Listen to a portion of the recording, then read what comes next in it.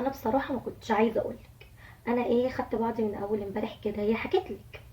خدت بعضي اول امبارح وقلت اطلع ابص عليها. كنت واخده بعضي وطالعه. المهم طلعت، اول ما شافوني اصفروا كده وشهم قلب، كاني كان في حاجه ومش عايزين يقولوا لي.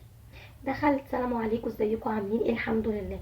قلت لها في ايه يا اختي، وانت حد جاي لك ولا ايه؟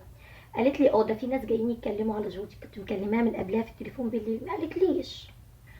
قلت لها بركه، الف مبروك. قعدت كده 5 دقايق وقلت لها انا نازله، الناس يجوا ولا كده؟ قالت لي لا والله، لا انت قاعده يا بنتي، يهديكي يرضيكي انا هنزل. قالت لي لا خليكي قاعده.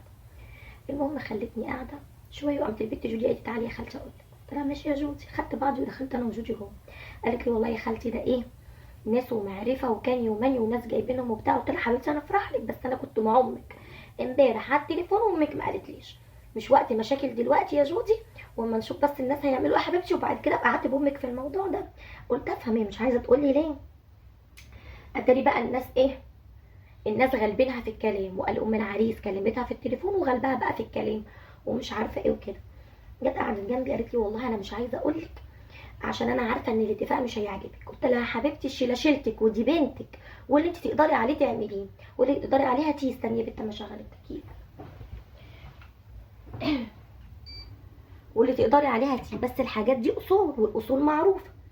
قالت لي اصل هي بتكلمني في ان انا اشيل اوضه خشب. قلت لها حبيبتي الحاجات دي ما فيهاش الكلام ده، وبعدين ده اتفاق رجاله، فهمي جوزك واقعدي واتكلمي معاه، واحنا بنفهم برضو الرجاله قبل ما يعملوا. الرجاله ما لهمش برضو في الحاجات دي قوي. الخشب معروف على عريس، وانت هتفرشي الشقه. واذا كان بقى لو مراتب او ثلاجه، دي بقى على حسب الاتفاق، هو يجيب ثلاجه، هو يجيب المراتب، هو يجيب الشاشه، الحاجات دي بتبقى فيها كلام. قالت لي والله انا قالوا لي هتجيبي كل حاجه، وهتجيبي الثلاجه والمراتب والشاشات، وكمان تشيلي اوضه. قلت لها غلبينك عشان كده ما قلتليش. قالت لي بصراحه ام العريس بتتكلم بطريقه مش حلوه، بس انا شايفه ان بنتي ليها الغرض منها، فسكت. لو قلت لك هتعملي قصه وحكايه. قلت لها حبيبتي الشيله شيلتك ودي بنتك، الف مبروك ياما، وانا هنزل قبل ما الناس يجوا، بدل ما اقول كلمه ما تعجبش حد القعده بقى تبوظ عشاني. انا برضو خالتها، انت وابوها اولى بيها. انا هنزل يا حبيبتي، ولو في حاجه ابقي كلميني طمنيني عليكي. انا يا بنتي كده غلطت في حاجه؟ ما غلطتش. لا لا لا ما غلطتش، هي ما ندبتنيش، ما قالتليش يا اختي ده حصل كذا كذا كذا انا مش عارفه اعمل ايه شوري عليا، ما قالتليش. هي ماشيه بدماغها، ماشيه بدماغها، مفيش حاجه كده، دي اصول. اصلا الاصول البنت ما تجيبش حاجه خالص. لو هنتكلم بقى في الشرع واحنا بنقول بنساعد، يشيلوها كل حاجه ويشيلوها خشب؟ ليه يا بنتي؟ ليه؟ ده جوزها شقيان بالفلوس.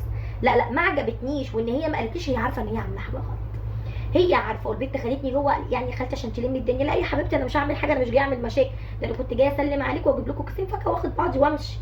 انا حبيبتي مش جايه اعمل مشاكل، هي حره، هي حره. فانا جبت لها برضو عريس من تبع قبل كده، ما رضيتش وقعدت تقول لا والحاجات والبتاع. دلوقتي عشان بنتها ليها النيه فيه، انا ما قعدتش اتدخلها في حاجه تاني. هي اصلا كسرت بخاطري، يعني اطلع كده على غفله الاقي لا لا لا لا لا. انا مش وحشه معاها، انا ندبها في كل حاجه، ندبها في كل حاجه. ده انا لو جاي لي حد وعايز اعمل اكل بكلمها، هي ام جوجي اعمل اكل ايه النهارده، ندبها في كل حاجه. انا مش بخبيش عليها حاجه. ما تعملش معايا كده، ما تعملش معايا كده. وتكتشف في الاخر ان هي مش قايله لامها. مش قايله لامك ليه يا حبيبتي؟ مش قايله لامك ليه؟ وانت يعني سامحه تجوزي؟ ده انت اول مره، ده انت ما كنتش هتندبينا احنا، هتندبي مين؟ ما عجبتنيش ما عجبتنيش ما عجبتنيش. وقفلت معاها بقى اتكلم على كده، بس شايله منها. هكلمها اطمن الناس عملوا ايه، بس انا بيني وبينك شايله منها، شايله منها. ما قعدتش اتكلم معاها في حاجه، شايله منها.